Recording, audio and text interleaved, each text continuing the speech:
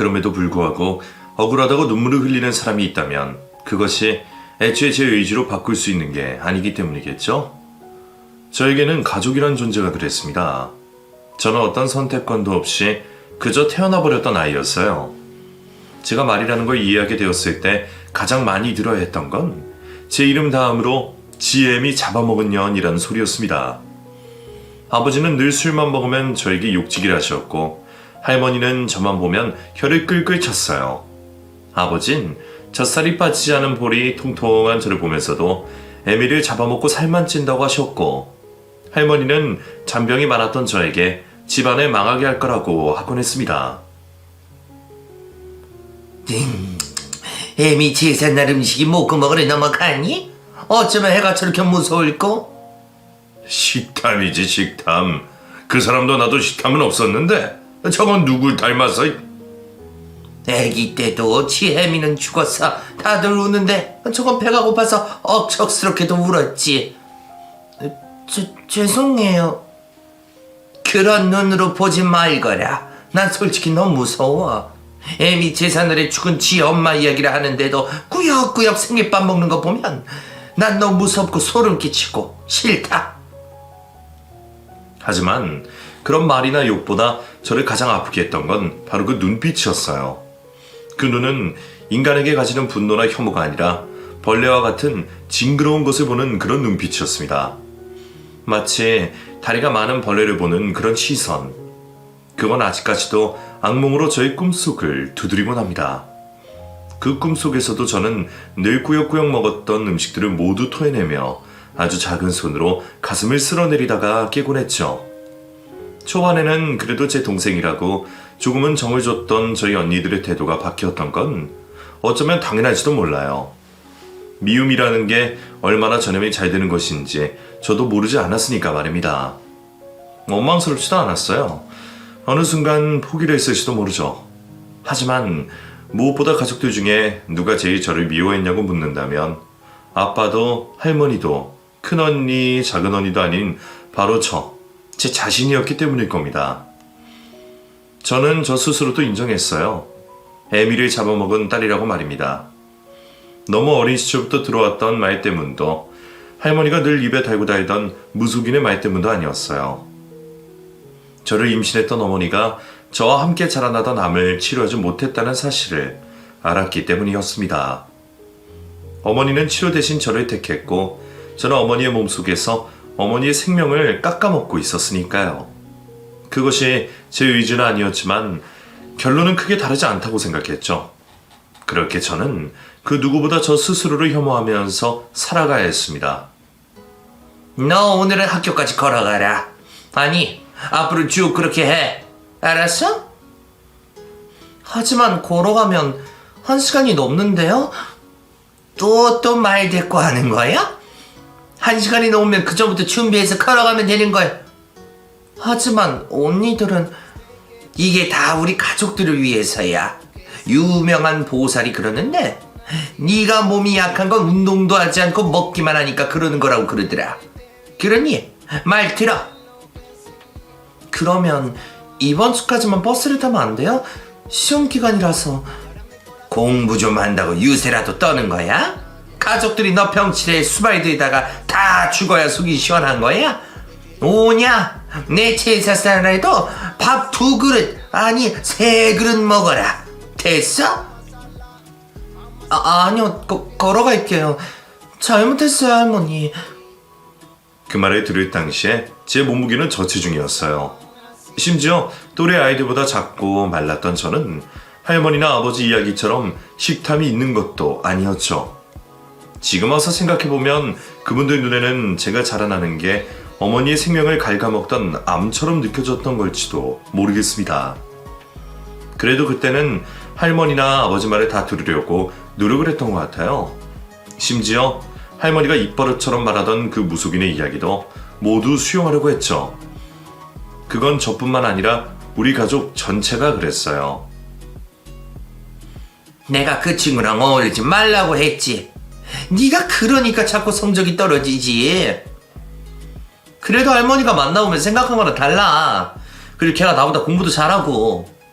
첫째나 할머니 말씀 들어. 안 그럼 너 용돈도 없어. 알았어? 아, 알았어. 예비 너도 오늘 들어올 때는 큰 길로 돌아서 와. 사고수가 있다고 하니까. 아휴, 알았어요. 이건 나중에 알게 된 이야기인데 이전에 아버지는 무속신앙을 아예 믿지 않는 사람이었다고 해요.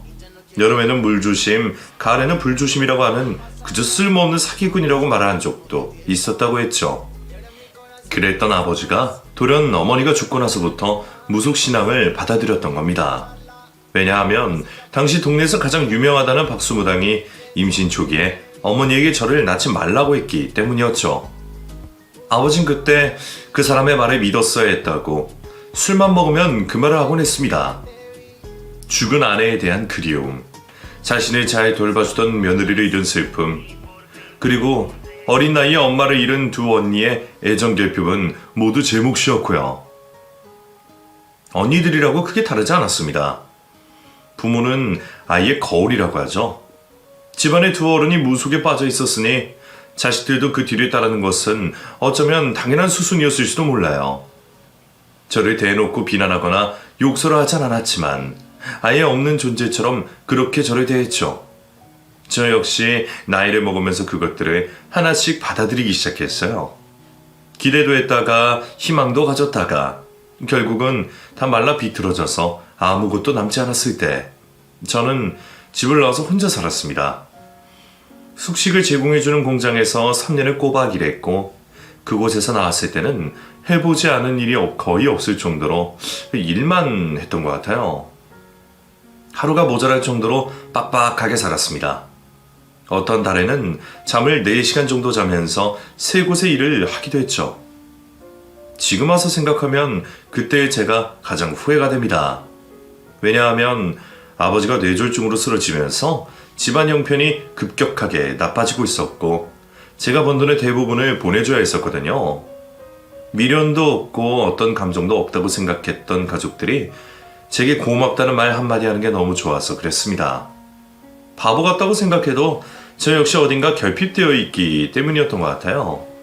그래서 이를 악물고 돈을 벌고 또 벌어서 깃털 같은 무게의 인정이라도 받고 싶었던 겁니다. 물론 그게 착각이었고 허상이었다는 걸 알게 된 것은 제가 다리를 크게 다쳤을 때였어요. 그때가 아마 24살, 25살 무렵이었을 겁니다. 나이는 정확하진 않지만 공사판에서 뒷정리를 하는 일을 하다가 다쳤던 건 뚜렷하게 기억해요. 공사판 하면 벽돌을 나르고 만드는 일만 떠올리는 분들이 많을 텐데 의외로 여자가 할 수 있는 일도 있습니다. 무엇보다 보수가 좋아서 시작했지만 공사판은 위험한 곳이었거든요. 벽을 허물고 남은 돌이며 목재 파편을 정리하는 일을 하다가 커다란 녹슨 못이 저의 발꿈치에 박히게 되었습니다. 처음 통증을 느끼고 발을 빼려고 했는데 자재들 때문에 중심을 잃어서 더 깊게 박히게 된 거였어요. 수술을 해야 했지만 걷는 것 자체가 무리였고 그것 때문에 저는 한동안 일을 할 수 없었습니다. 심지어 제 수중에는 돈도 없었고요. 그렇게 결국 집으로 내려가게 되었죠. 무서웠지만 그래도 괜찮다고 생각했어요. 이제까지 제가 집에 보내준 돈을 생각하면 환영은 아니어도 이전과 같진 않을 거라고 확신했으니까 말입니다. 제게 미안하고 고맙다고 하던 할머니의 목소리, 그리고 언니들이 다정하게 수고가 많다며 저를 다독여주던 목소리를 떠올렸죠. 하지만 그런 기대는 애초에 가지지 말았어야 할 마음이었습니다. 정확히 일주일 만에 가족들은 이전과 똑같다는 걸 알았거든요. 도대체 언제 나왔어? 나가서 일을 하는 거야? 평생 이렇게 주저하는 거 아니지? 하필 신경까지 건드리고 뼈도 다쳐서 그렇다고 하더라고요. 설마 영 이렇게 우리 집에 사는 거냐? 돈도 못 벌고? 아닐 거예요. 조금 쉬면 충분히 쉬었지. 너 여기 오기 전에도 꽤 오래 병원에 있었고 집에서도 쉬었다며. 그래도 할머니, 제가 그간 번 돈도 여기다 보내서. 아이고, 또 그 유세하는 거야? 어릴 때보다 너는 참 한결같다. 유세가 아니라 제 사정이 그렇다는 거고 분명 금방 나을 거라고 했어요. 너 태어나기도 전에 박수무당이 그랬다. 널 낳지 말아야 집이 산다고. 그런데 봐라. 너 태어나고부터 애미 죽고 애비 저렇게 되고 이제 나까지 네 병수바라면서 말려 죽이려는 거지? 돈? 당연히 돈 벌어야지. 그게 다 너 먹히고 입히고 키워준 값인데 어디서 유세야? 순간 눈물이 핑 돌았죠. 당장이라도 집을 뛰쳐나가려고 했는데 그때 저희 언니들이 집으로 들어오더군요. 무슨 일이냐는 듯 눈을 동그랗게 뜨고 말이죠. 아, 또 왜 그래? 할머니, 무슨 일인데? 얘가 또 유세를 떤다. 그러니까 돈 좀 보냈다고. 막내, 너 정말 그랬어? 돈 좀 번다고? 아니야, 나 정말 그게 아니라. 너 그런 거 아니야, 어? 나만 봐도 알잖아. 내가 지금 얼마나 고생을 하는지 몰라? 큰언니는 성인이 되는 동시에 결혼을 해서 아이 넷을 키우고 있었는데 형부가 실직을 하면서 형편이 좋지 않았어요. 더구나 작은 언니가 여전히 공부를 하고 있었기 때문에 그 뒷바라지까지 홀로 하고 있는 상태였고 말입니다. 그러니 제게 늘 어쩔 수 없다는 식으로 말을 했어요. 물론 언니도 어려운 거 알아. 그리고 나는 그런 뜻이 아니라. 할머니가 괜히 그런 말 하겠어? 네가 눈치를 주니까 그러는 거지. 그러니까 그 돈 얼마나 된다고? 심지어 이제는 내가 네 병수발까지 하잖아. 애비도 아파서 저렇게 꼼짝을 못하는데 이럴 때라도 좀 도움이 되면 덧나? 그래, 할머니가 속상해서 그런 거지. 저거 봐라, 또 입국 다물고. 에휴, 차라리 지 애미 잡아먹고 이제 애비까지 잡지. 저는 그 자리에서 일어났습니다. 휘청거리는 다리 때문에 중심이 잡히지 않았지만 더 이상 참을 수가 없었기 때문이었어요. 저 살기 가득한 눈 좀 봐라. 저 눈이 할미를 보는 눈이야? 사람을 잡을 눈이지. 이 눈이 뭐 어때서요? 당신들은 날들 이렇게 봤잖아. 앉아, 까불지 말고. 어디 목소리를 높여? 그리고 뭐 당신?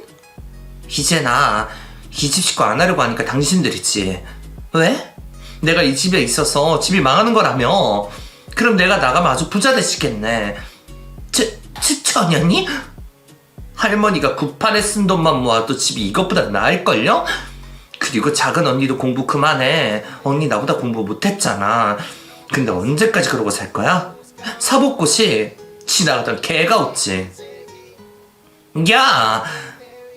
뭐 언니도 기껏 대학 보냈더니 사고 쳐서 애 낳고 결혼을 했으면 형편에 어울리게 애도 낳았어야지. 애들은 무슨 죄야? 제대로 못 키울 거면 낳지 마. 내가 언니의 아들 딸들의 미래가 될 테니까. 아, 참고로 난 내가 태어난 걸 증오해. 저는 이를 부득 갈았고 언니들은 제게 달려들어 제 머리채를 잡고 뺨을 내때리기 시작했습니다. 할머니는 뒤로 넘어가게 큰 소리만 나는 울음을 터뜨렸고요. 솔직히 이러고는 해본 적 없는 언니들의 손에 뿌리칠 수도 있었습니다. 여전히 작고 마른 제 몸, 그리고 성하지 못한 다리이긴 했지만 단연간 힘한 일만 해왔던 제게는 우스운 일이었거든요. 하지만 저는 때리면 때리는 그대로 맞았습니다. 이윽고 그들이 힘이 빠져서 울기 시작했을 때 저는 천천히 바닥에서 일어나서 힘겹게 중심을 유지한 채 아버지 방 앞으로 갔어요. 후유증 때문에 말은 잘 못해도 들리긴 했겠지. 어때? 우리 집 진짜 멋지지? 하나는 첫째라고 공부시켰더니 속도 위반하고 애만 줄줄이 나와서 가난에 허덕이고 있고, 하나는 주제도 모르고 공부한다고 놀고만 있고, 그리고 남은 하나는 당신 아내를 잡아먹고 태어났네. 처음부터 잘못된 거면 애초에 내 잘못이 아니라 엄마가 당신이랑 만난 게 잘못 아니야? 계속 아들 하면서 임신을 종용한 당신 엄마는 어때? 그런 당신들 대신해서 그 어렸던 나한테 책임을 전가하니까 죄책감이 좀 덜어져? 이제 마음대로 해. 이제랑 빠져줄 테니까 잘 살아봐. 생활비 한 푼 못 버는 이 사람들이 당신을 위해서 얼마나 노력하지 보자. 그리고 만약에 당신이 죽으면 내가 저 인간들한테 애비 죽인 것들이라고 욕할 자격이 있는 거잖아. 그게 제 가족들과의 마지막이었습니다. 제 뒤에서 욕을 하던 할머니, 그리고 어떻게를 외치며 발을 동동 구르던 언니들을 뒤로하고 저는 그 집을 나왔어요. 당장에 갈 곳도 돈도 없었지만 마음만은 정말 편안했습니다. 가슴 위에 묵직한 돌덩이 하나를 내려놓은 그런 기분이었다고 하면 이해하실 수 있을까요? 단순히 가족들과 인연을 끄는 것 때문은 아니었습니다. 눈치를 보고 사랑받으려고 애쓰면서 이제껏 꾹꾹 누르던 화를 생애 처음 쏟아냈기 때문이었죠. 그리고 저는 그날 결심했어요. 다시는 참고 살지 않겠다고 말입니다. 그렇게 3년이라는 시간 동안 저는 오로지 저를 위해서 돈을 벌었고, 그러던 와중에 남편을 만나게 되었어요. 저와도 비슷하면서도 다른 집안에서 태어난 사람이었죠. 비록 풍족하진 않았지만 홀어머니의 사랑을 듬뿍 받고 자란 사람이었습니다. 배관공으로 일하고 있는 그 사람은 사람들의 기준으로 보면 좋은 사람은 아니었어요. 저보다 약간 큰 키, 통통한 몸, 뚱한 표정까지. 첫인상은 정말 별로였습니다. 그런데도 제가 그 사람과 결혼을 결심한 것은 이유가 있었죠. 늘 일이 힘들다고 툴툴거렸지만 누구보다 일찍 일어나는 사람. 다정한 말은 건네지 못해도 묵묵하게 곁에서 제 이야기를 들어주는 사람. 사랑한다는 말은 못하면서도 저를 존경한다는 말은 부끄러워하지 않는 그런 사람이었습니다. 하지만 그 중에 가장 마음에 들었던 것은 미신을 믿지 않는다는 거였어요. 아니, 애초에 운명이라는 게 어디 있어? 타고난 사주가 왜 있냐고. 그렇지. 그런데 그건 갑자기 왜? 우리 결혼하기 전에 무슨 궁합을 봐야 한다고 그러잖아. 우리 엄마가 옛날 사람이라. 아, 그래? 자기는 그런 거 정말 싫다고 했지. 그건 나도 그래. 엄마한테 말하지 말까? 아니야. 근데 만약에 말이야, 궁합이 안 좋다고 하면 어쩔 거야? 누굴 잡아먹는 그런 팔자라든가 절대 결혼하면 안 된다고 하거나. 난 안 믿는데? 그래도 막상 물어보면 마음이 흔들리거나 할 수 있잖아. 기분도 찝찝하고. 자기야, 난 솔직히 결혼 같은 거 꿈꿔본 적이 없어. 누가 이런 날 좋아하겠어? 객관적으로 봐도 난 최악이라고 생각하거든. 그런데 그런 나를 자기가 좋아해주고 결혼을 하지 않으려던 내가 결혼을 결심했어. 운명이 있다면 이게 운명이지. 난 그런 걸 믿지 않아. 그래도 반대하면? 그니까 어머님이 반대하실 가능성도 있잖아. 아닐 거야. 우리 엄마도 객관적이라 자기를 놓치면 영영 며느리를 못 본다는 걸 알거든. 그러니 사주는 신경 쓰지 마. 궁합도 개나 줘버리고. 알았지? 불안한 마음이 없지 않았지만 저희는 남편 말처럼 결혼을 하게 되었습니다. 시어머니도 사주나 궁합에 관한 이야기는 하지 않으셨고 저는 그것만으로도 다행이라며 가슴을 쓸어내렸고요. 무엇보다 시어머니와 부딪히는 일이 없었습니다. 저와 남편은 밤낮으로 일을 해야 했고 시댁은 멀리 떨어져 있었기에 명절을 제외하고는 볼 일이 없었거든요. 해가 더해갈수록 생활은 안정되었고 제법 자리를 잡았다고 생각했을 때 아이를 계획했습니다. 진짜 딱 하나만 낳아야 해? 둘 정도는 우리 둘이서 충분히. 솔직히 자기도 내가 양보 많이 한 거 알잖아. 아니지, 원래는 아이는 안 낳기로 했으니까.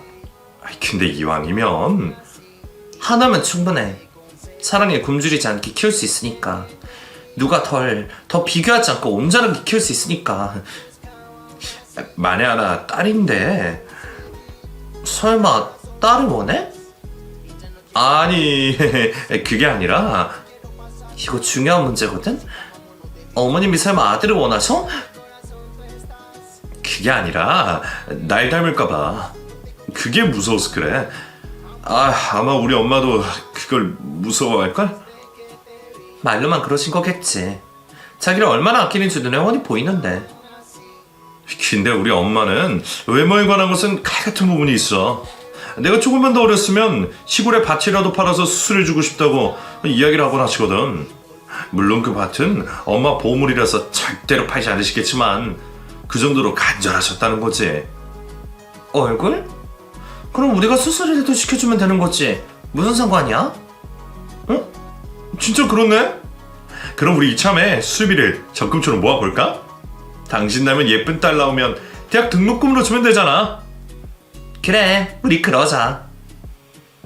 그때 활짝 웃어 보이는 남편의 모습은 지금까지도 생생하게 기억이 납니다. 그런데 저는 솔직히 그때 너무나 두려웠어요.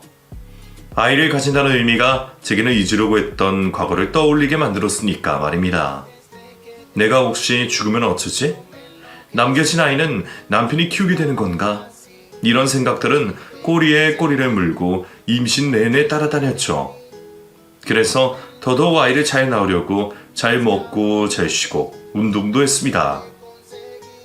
그 덕분인지 다행히 아이는 순산하게 되었고 저와 남편의 좋은 부분만 닮은 예쁜 딸이 태어났죠. 저희 집에 아이가 태어나면서 많은 것이 변했지만 그 중에서 산후조리를 해주겠다며 짐을 싸들고 들어오신 시어머니가 가장 큰 변화였네요. 일부러 이렇게 와주시고 너무 감사해요. 집에서 노는 애도 아니고 산조리 잘못하면 나처럼 평생 고생만 한다. 그냥 잘 먹고 잘 자고 그래야 나중에 뒤탈도 없는 거야. 커피라도 한 잔 드릴까요? 됐다. 옷이 그게 뭐니? 몇 겹 더 껴입고 있어라. 나왔다고 괜히 집안이라고 그러지도 말고 그냥 계속 쉬어. 내가 그거 해주러 온 거니까. 알겠니? 비록 따뜻한 말투는 아니었지만 정말 눈물이 날 정도로 고마웠습니다. 실제로도 어머니는 저를 정말 누구보다 잘 돌봐주셨고요. 미역이 거의 씹히는 느낌이 없을 정도로 오래 우려낸 가자미 미역국을 매일같이 끓여주셨고 저를 정말 푹 쉴 수 있게 많이 배려해 주셨죠. 저는 그때 진짜 엄마가 살아있다면 이런 느낌이 아닐까 생각했을 정도였어요. 그리고 마침내 저는 결심을 하게 되었습니다. 시어머니와 함께 살고 싶다고 말이에요. 하지만 이게 문제의 시작이 될 줄은 몰랐습니다. 잠깐 온 것과 함께 사는 것은 엄연히 다른 부분이었다는 걸 말이죠. 아가, 돌잔치에서 돌잡이 할 때 무조건 국수나 실을 잡게 해야 된다, 알겠니? 국수보다는 차라리 연필이나 돈, 그런 게 좋지 않으세요? 아, 근데 요즘에는 법봉도 하고 청쟁기도 한다고 하더라고요. 엄청 다양해졌다고 하던데 갑자기 국수라뇨. 얘는 내가 그러라면 그렇게 해야지 왜 이렇게 말이 많어? 그게 아이가 잡는 건데 그걸 억지로 하게 할 수도 없고. 애들 보면 버릇이 있잖아, 버릇이. 연습을 하든가 아니면 손 닿는 곳에 놓으면 될 거 아니야. 다른 건 좀 멀리 떨어뜨려 놔도 아무도 몰라? 그런데 왜 그렇게까지 해야 하는지. 그게 내가 아는 무당이 있는데 내 손녀가 명줄이 좀 짧다고 그러더구나. 순간 저는 온몸이 파르르 떨렸습니다. 당장이라도 소리를 꽥 지르고 싶을 정도였죠. 하지만 그저 시어머니의 기우일 뿐이고 우리 집과는 달리 그저 가볍게 믿는 거라고 몇 번이나 이해하려고 노력하며 참았어요. 하지만 그건 제 착각이었습니다. 다시 해. 다시 하라고. 엄마, 왜 그래? 법봉이 얼마나 좋은 건데. 판검사